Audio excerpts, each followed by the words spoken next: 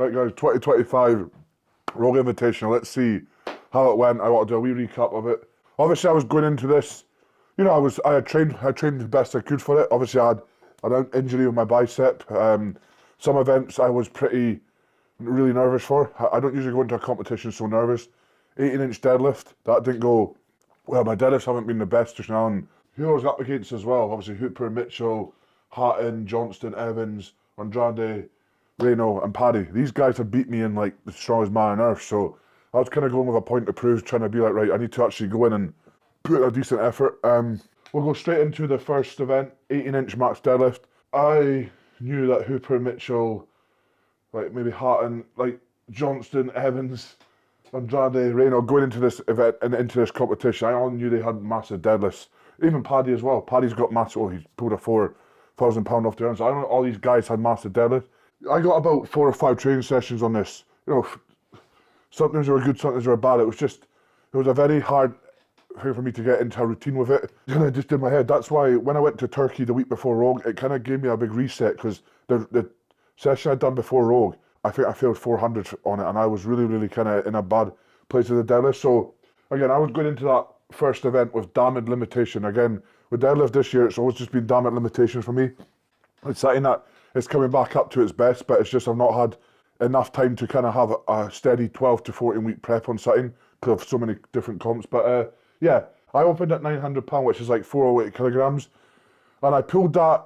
Well, I pulled it a bit slow. It was a bit like it's kind of like I had to wake myself up a wee bit, pull it, and I knew should get anyway. So pulled 900, and then after that was 950. This is where I thought, right, if I pull 950, I'm still going to come 9th place. In my head, I thought, right, everyone's going to be pulling 975, 1000, whatever.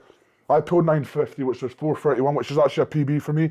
I didn't pull that in training, so all you can do is really ask for PBs. I did a PB, tried to pull 975, didn't budge. But when I look back on that event as well, a lot of people risked and failed. I think I drew a Reno who has been unbelievable at deadlifting in the past. I drew a Reno. I think I might have drew a Bryce, and I think maybe 1 or 2 others because they missed a few lifts. So like there was no one as heavy as I thought. Obviously Mitchell Hooper, you know, he's unbelievable at deadlifting. I was very happy with that. I ended up, I think, finishing mid-table or something for that one, which I was so shocked.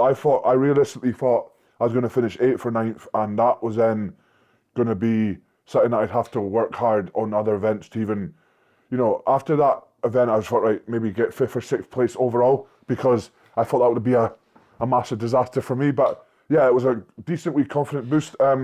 Second event was like the disadvantage for this, obviously, I think I went out 2nd or 3rd in this, and you know, it's boy, girl. So when you go boy, girl, you can't really look over to the left and see like other girls doing 12 reps. It doesn't match up, so you kind of have to think of a number in your head. Obviously, I didn't really know too much about the guys in this lineup for Hercules. I knew about Viking Press. I knew about Mitchell Hooper, Trey, but I never seen Bryce on one. I never had really seen Lucas Hatton on one.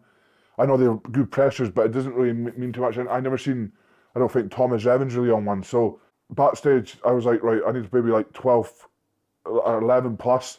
So I did 13 altogether, thinking to myself, that would be a decent number to get, but then Trey gets 20 something, Hooper gets 18, and a few other gets in between. That's the hardest thing about, obviously, you know, the deadlifters all going out on one of the first few pairing.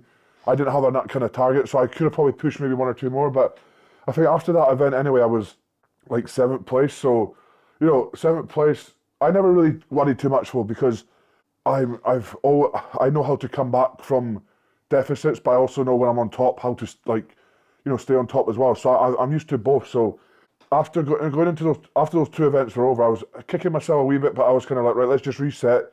The 3rd event to me, before the event on paper, I didn't think it was going to be hard. I thought it was going to be hard. I didn't think it was going to be the worst event. I think everyone says it's the worst event they've ever done for everyone. It was like hell. Literally, you could put a gun to my head and say, shoot me, but I would never do that again. But before that, in my head, I thought Hooper, Paddy, and like maybe like Tom Evans, and well, he did good, and then Bryce and me. But wow, 4 people finished that. myself, Tom Evans, Paddy and Trey. Trey Mitchell coming second in that was, for me, unheard of. Like, I would never put Trey there. Like, Mitchell Hooper didn't finish it, Lucas Hatton didn't finish it, Bryce didn't finish it, Andre didn't finish it, Reynolds didn't finish it. So these guys are top athletes and they didn't finish it. It just proves how hard it was. I used every single minute and second of that time to get it to the last step and press the buzzer. But I was pretty happy with that, to think that only 4 people finished that. It was a very, and as a personal achievement, it was very, very good because yoke into duck walk into a power stairs is brutal. Like the yoke in itself is the easy part, but then doing the duck walk into power stairs before you even lift in was hard. And that last power stair duck walk thing, oh my days, I was on hell's row. I was like, literally, you could have put me down, sat me down in a courtroom and go, I would get jailed for life because, lock me up before I ever do that again. Because, I think every single athlete, if they do a recap of this, will say that event took our soul. And, I'm quite glad that was the last event on the first day because I think after that, I was still, tied 7th for something going into the next day, which, I didn't realise. I thought it would be a bit up. I rolled my ankle there as well. We won't show it yet because I was going to say it's bad. I didn't realise it was going to be bad. I rolled my ankle on the first, when I got onto the first bit of duck walk. I think I was going a bit too much momentum and I rolled it. I didn't think anything off it because rolling your ankle, you're like, oh, blah, blah, blah. But it got quite bad and we'll show you soon because it's pretty bunged up now. I was on adrenaline, pre-workout and painkillers just for the whole weekend after that. But anyway, going into day 2, I had my massage down, laid it at least down. I had, Luke obviously there, other Sinead there as well, everyone there. So I got it strapped up, I got it ready to go. And into the second day, I had more of a hunger and fight for some reason. I didn't feel like I switched on as much in the first day. Don't know what it was. I think maybe a bit more nerves, going into that competition, knowing that these guys, last time I was out against them, beat me. And I didn't perform good against them, so how am I going to do against them? Lucas Hatton, very, very strong at these kind of starting events as well, and very good at getting better and moving. So I was like, if I don't perform really good on the first day, I'm going to be so far away off the leaderboard. And to us, I was joint 7th. I was basically second last going into the second day. But I always say to myself, and being kind of a veteran in the sport now, it's not how you start, it's always how you finish a competition.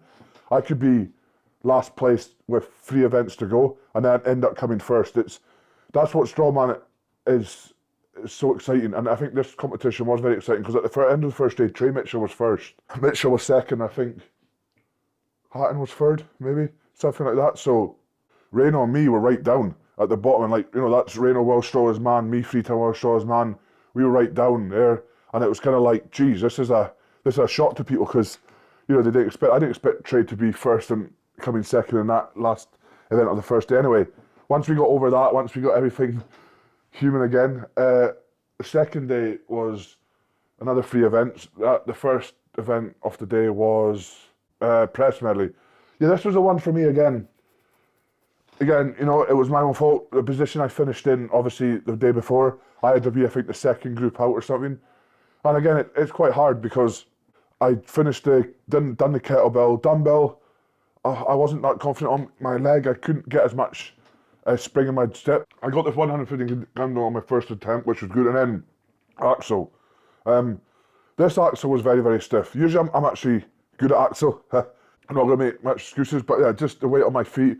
I got 1 rep with it, and then after that, I just couldn't really clean it very well. I don't know, maybe the energy snapped out of me. I couldn't get as much pop with the leg, but I really thought after that event that I was downhill, right? Because I was like, there's so many good pressers in this field that 1 rep on the axle, I was raging with myself. I was like, I have mucked this up. I know it's a hard event, but maybe 2 or 3 reps would have been good. But then, as the field was going down, I think I ended up actually coming 5th or 6th in that event, which, it's not good, but it wasn't as bad as I thought. I thought a lot more people were going to get the axle.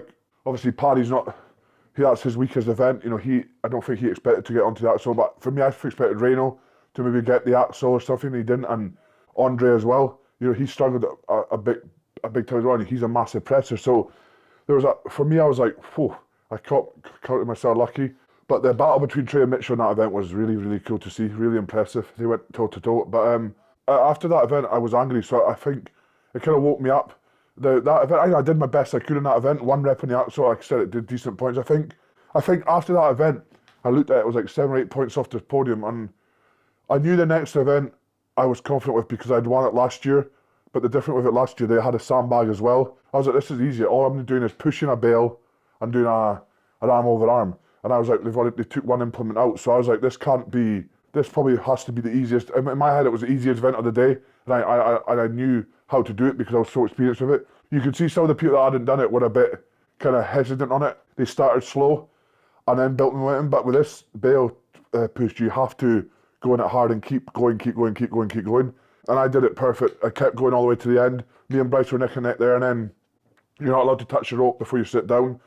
I love that because I never ever usually stand up doing arm over arm. I just never can do it. I just don't think it gives me that much of an advantage. I sat down and did pulls. I've got big pulls anyway, so like so did Bryce, but I think I just kept the rhythm going. And it felt really light as well. And I was in a really good rhythm with it. And I ended up doing 52 seconds. That skyrocketed me to first, and I think like Lucas was first. I think he ended up coming last or something in that event, and other people like Trey didn't do, not like it all went all over the place after that event. So after this event, I didn't expect. I thought maybe I just went back to the room thinking, I'm going to be 5th or 4th place. I didn't think, podium's not going to be reachable because I think it was like 7 or 8 points off it after, or going into day 2. I think it was like 8 points off it. So, but then the scores came through. I was like tied third with Thomas Evans. Jeez, I was like, okay, then I fought back to this. Let's keep it going. So I knew where the art of the stones, like, so then going on to the stones, I hate tacky towels, but what I did this time was I bought some for training with because, like, I always used to put them on late and they didn't stick, but then backstage I was putting out like 45 minutes before I went out. They really didn't sticky. To be honest, those stones felt very, very light, like super light, and you could see how fast times were. Like, it was like 23.56, like it was so close. I'll just do my stone run. I got to 180, try to pick up. It slipped. It's one of those things. It wasn't heavy or anything. Picked it straight back up and loaded it.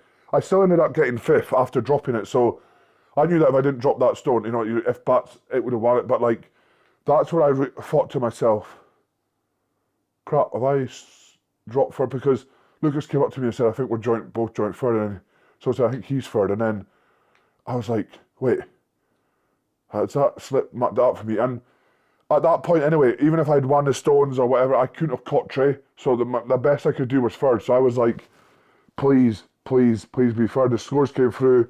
I was third place, 1 point in front of Lucas Hatton. I was like, wow, from the first of it day to that day to the second day to come on third place at Rogue Invitational after coming back from this injury, not training to the best of my ability, not because I didn't want it, because I was quite scared. I was being cautious with the bicep as well. Obviously, Glasgow showed a different show, but that was a bit before. I wanted to test there.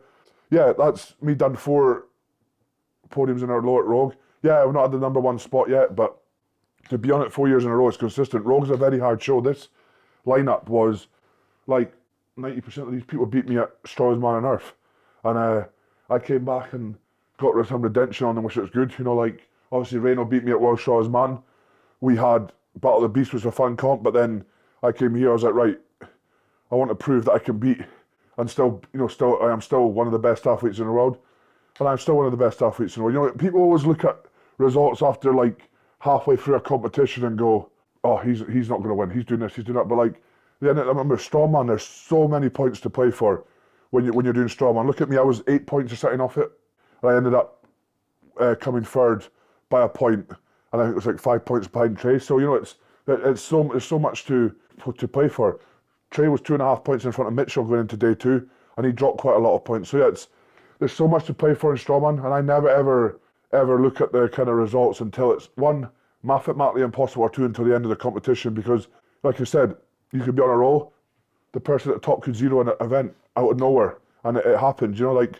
I needed that 1 event win, and everything went in my favour, and it bumped me up from 5th to then tied 3rd. That's with 1 event, and then I was like, right, I'm in a good position here.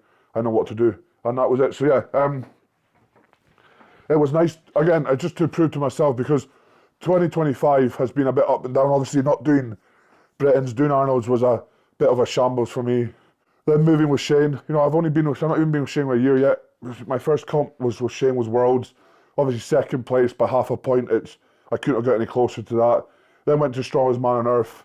That kind of went to pot with the injury. That was my first major injury. And then going to Glasgow we just did that as a fun show and no pressure. So, I can't put any expectation or anything. I went there, completed it with my bicep, and I went to Rogue and, I said to myself, I don't think I am fit enough or good enough right now to win it because I could see the shape, Mitchell Hooper was in, and to be honest, I seen the shape like Lucas Hatton and all. I was like, if I finish top 5, I can give myself a pat on the back. So to finish on a podium with that events and that kind of prestige of athletes and like coming back from this injury, and then having that break in Turkey as well, I think did the world of good for me because my head was getting so kind of caught up with things, and I just couldn't focus on training because I just wasn't doing very well in it. So to go out there, come third, and yeah, it was nice to represent Scotland again, to be able to get on another podium at Rogue. Like I said, I've been consistent with Rogue and Worlds, so it's now to kind of consistent with these other comps and start winning them. But yeah, that was a Rogue Invitational again. It was a very, very great. It was a great competition run by the Rogue team.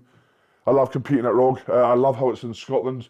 Next year we're going to battle for the win. But yeah, going into next year, me and Shane now have got basically, we've done a Giants Live together. We've done Strongest Man on Earth. We've done Rotator. So we've done all different varieties of comps now. So we know now how we all work, which I think is very, very important. Giants Live's a total different system to Rogue, etc., etc. So, this was Shane's first Rogue with me. He didn't know really how I worked at competitions like this. So it was nice to, get, and also it was just me he had for this competition as well, no other athletes. So it was nice to get him more personally to myself so he could kind of see how I worked a bit more. So then, when the other athletes come back that, we do competition, he knows what to do. So yeah, it was really, really nice. We learned a lot from each other for this competition as well. Got closer, and I think it's going to help us as coach and client going forward. 2026 is going to be big as well. I'm going to leave no stone unturned. I think this year I kind of let myself go a wee bit and got lazy with the diet, lazy with training. Kind of had a mentality of like, I'm just going into this comp to have fun. I'm going into this comp. When you say that, your mind automatically goes, he doesn't care. Like what? It doesn't matter if I'm last or first. Whereas I know that when I'm on my game, like I was on the second day of that comp, like the last event, and even the stone if I didn't drop it, I know when I'm on game, I'm very, very hard to beat, and I need to keep that package for every single competition now. So, next year I'm going to come in serious with every competition, make sure that if I don't win a comp or like make a mistake or do something, it's on me, not on my coach, not on my nutritionist. It's like, right, if I've missed a meal and missed this training session, that's on me. So I'm going to make sure I'm accountable for every single thing I do next year. Coach gives me my program, nutritionist gives me the food, but I have to make sure I do it all. It's like when you drive a car, you don't put petrol in it, you're not going to get very far. So if I don't, give myself the right fuel and train right, I'm not going to get very far, or my career's just going to pummel out. So that's the big one for 2026. Is what kicked me this year. After Strongest Man on Earth, I was kind of like, I'm not being very happy with this year. I want to like take away the World Strongest Man performance. I want to take away that and just make sure next year that the Tom Stoltman World Strongest Man mindset's coming back. And I think that's what was coming in the second day of Rogue. See, if I had another extra day at Rogue, I think you would have seen the best of me. But like, I need to switch it on from the first event, not just to a second day. And I was lucky to make podium, but I need to make sure that right as soon as I step in that arena, that mindset switch. And that's what I'm going to make sure I do in every single comp next year. Come in dangerous, come in hungry, and come in ready. Because I know when I come in dangerous, hungry, and ready, that I'm hard to beat. And like I said, usually if I get beat, it'll be maybe a mistake on me or something that I've not done right. And that's what I don't want to do. I don't want to be able to I don't want to go to Strongest Man on Earth or Arnold's again next year and go, oh, I've come sixth. It doesn't matter about that. I want to, if I go to Arnold's next year and come third, I want to be angry because I didn't win it. That's the difference I want to be now. If I go to Strongest Man on Earth and come third place and didn't win it, I want to be angry because it's not good enough. That's kind of the mindset I need to take in next year. But anyway, enough of that. So, yeah, firstly, we need to get this foot healed. I travelled home today, Sunday, day after Rogue Invitational, with a nice strapping on and a shoe support. I thought, oh, it's not going to be that bad, but henny sakes, boys. I don't know if it does it justice here. I don't know if Tom you can see it very well, but yeah. The bruising is pretty bad on the toes now. The bottom bit is kind of all up. You can see you can see the kind of, I think you can see the difference, can you? Yeah, you can kind of see the difference. So you kind of see, yeah, the foot's a bit bamboozled, as I can say. A few of us had injuries and none of us said anything because, like, the thing that strongest man on earth taught me is I can fight through injuries now. Like, injury's just an injury. We're strong men. We live with this stuff, and I don't like saying, no, I'm injured and that's why I didn't win. It's, Mitchell Hooper was unbelievable this weekend. Fair play to him coming back, 3-time Royal Invitational champion. It's incredible what he's done. He took some time away, got stem cells and come back and was very, very good.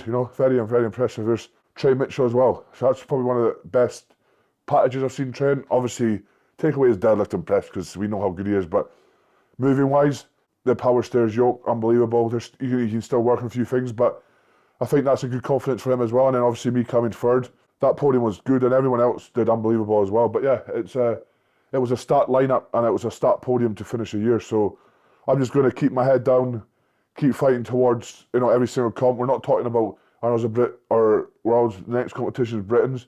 Britain's is going to be very, very stoked this year. You've got me back. You've got Luke, who's already Luke Stoltman, champion. Luke Richardson's back. You've got Paddy Haynes. You're the only one that's missing really Shane Flowers. If Shane Flowers is in, I think it would be the best British ever. I don't think you can say this is the best British right now because Shane Flowers is in it. It would be disrespect. I think if Shane Flowers was in this with the events in it, it would be unbelievable. It would be frightening how good it would be. Like, I think I'll say it's a very good British Stars man lineup, but we're not disrespecting anyone here. I don't disrespect people because that's not how I am. I don't like saying things and blah blah blah. I'll stay in my own lane. I'll work my absolute ass off to come in there at 100%, like I know how to for Britons and stuff. I've won it 3 times. I know how to win it. Their lineup is absolutely, like I said, incredible. If Shane was back, it would be fucking the cherry on the cake. So yeah, Shane, come back quickly. We'll miss you for Britons. But anyway, we're going to get the head down, we're going to graft, and we're going to come back as the biggest and best package for Britons. Like I said, no stone unturned. We've got the oxygen chamber now, we've got the red light, we've got hot and cold, we've got a new gym. So I don't have an excuse. I've got everything on my doorstep ready to battle for 2026. So yeah, thank you, Rogue Invitational. It was incredible. 2025 over and out. 2026, we will see you at Britain's Strongest Man, Sheffield Arena, Giant Slide. Go get your tickets now. Watch me in action. Watch Luke defend his title. Watch Luke Richardson come back. Watch Paddy Haynes. Watch all the top strongmen in Britain battle it out. Stay spicy.